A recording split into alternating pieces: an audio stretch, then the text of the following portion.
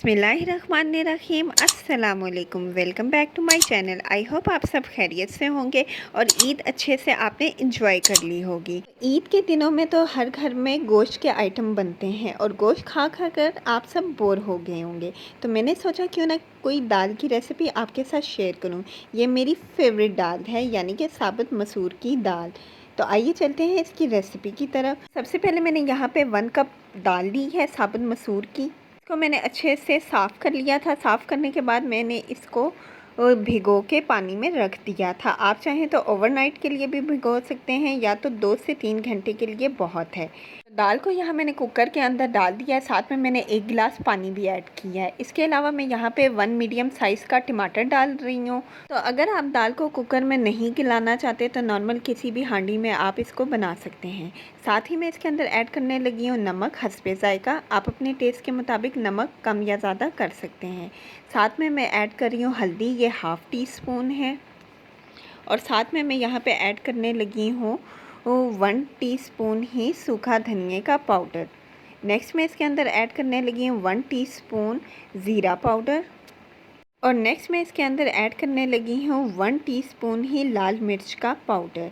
तो आप क्वांटिटी जो मसालों की है वो अपने हिसाब से कम या ज़्यादा कर सकते हैं। साथ ही मैं इसके अंदर डालने लगी हूँ दालचीनी के 2 टुकड़े।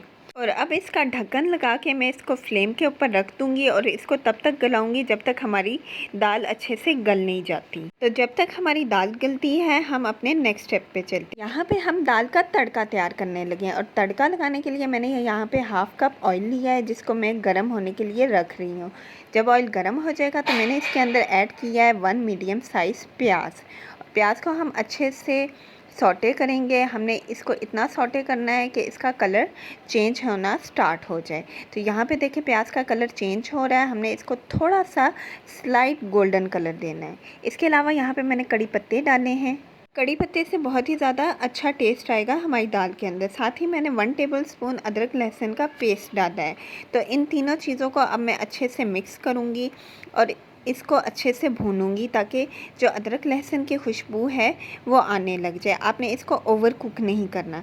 साथ ही मैं यहाँ पे साबुत लाल मिर्च डाल रही हूँ। तो जब भी कभी आप दाल वगैरह बनाएं, दाल या फिर आप कड़ी वगैरह बनाएं, तो उसके तड़के में आपने साबुत लाल मिर्च ज़रूर डालनी है। इससे बहुत ही ज़्यादा अच्छी लुक आती है। तो तड़का यहाँ पे रेडी हो गया है और दाल भी माशाल्लाह से हमने जो कुकर में गलाई थी वो भी बिल्कुल अच्छे से कुक हो चुकी है। माशाल्लाह से देखें कितनी अच्छी ये सॉफ्ट हुई है।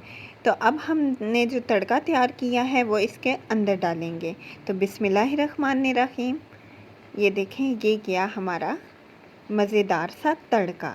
बहुत ही प्यारी खुशबू आना स्टार्ट हो गई है। तो अब मैं इसको अच्छे से मिक्स करूँगी। यहाँ पे हमारा ढाबा स्टाइल साबुत मसूर की दाल बिल्कुल रेडी हो गई है। देखिए माशाल्लाह से ये कितनी ज़्यादा डिलीशियस लग रही है। तो आपने इस रेसिपी को ज़रूर ट्राई करना है, आपको ये बहुत ही ज़्यादा पसंद आएगी। आप इस दाल को एंजॉय कर सकते हैं पराठों के साथ। पराठों के साथ ये नाश्ते में बहुत ही ज़्यादा मज़े की लगती है। तो दाल हमारी यहाँ पे रेडी हो गई है। अब हम इसकी गार्निशिंग करते हैं, यानी कि थोड़ा सा इसका मेकओवर करते हैं। यहाँ पे मैं सब्ज़ मिर्चें ऐड कर रही हूँ। सब्ज़ मिर्चों के बाद मैं यहाँ पे ऐड कर रही हूँ हरा धनिया। मेरी कोई भी रेसिपी हरा धनिया के बगैर अधूरी है। तो ये देखिए माशाल्लाह से हमारा कंप्लीट लुक, कितनी खूबसूरत हमारी मसूर की दाल लग रही है माशाल्लाह से। और खाने में भी ये इंशाल्लाह इतनी ही डिलीशियस होगी, जब कोई एक दफ़ा खाएगा तो उंगलियां चाटता रह जाएगा।